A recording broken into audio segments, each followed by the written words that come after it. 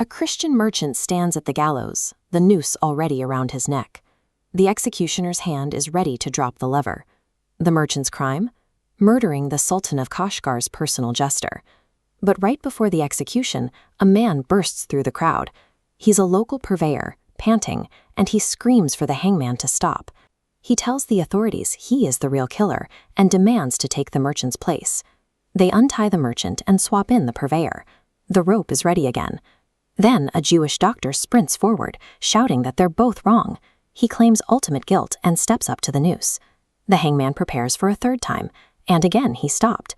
A local tailor pushes to the front to announce that he is the true culprit. The authorities are looking at an impossible scenario. They have exactly one dead body, yet 4 men, from completely different walks of life, genuinely believe they alone committed the murder.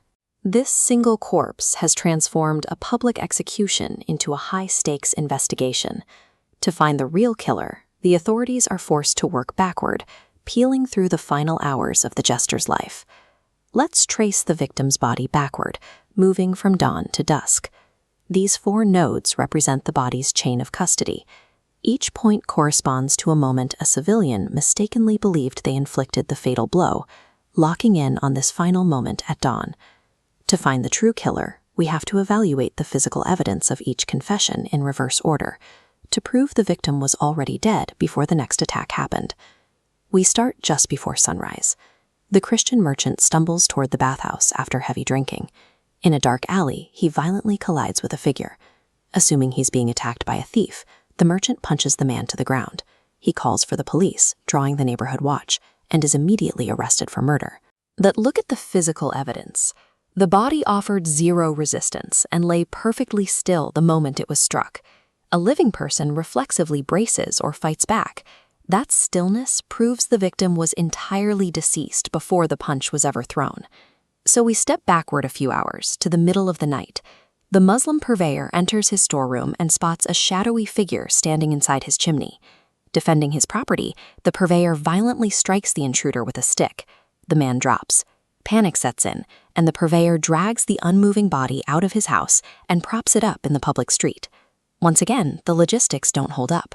A living intruder could not silently wedge themselves into a vertical chimney without any movement or reaction. The body had to be lowered in there posthumously.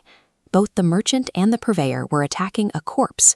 The actual event that killed the jester had to occur even deeper into the night. Moving backward again, we arrive at the Jewish doctor's house. It's pitch black. A servant wakes him to say a patient has arrived.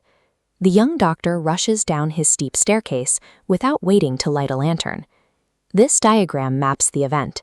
The doctor kicks the body downstairs. Terrified, they drop it down the neighbor's chimney. Reversing this path to the top of the stairs reveals the truth. Strangers abandoned the body in the dark. The jester was already dead. This brings us all the way back to dusk, the very beginning of the timeline.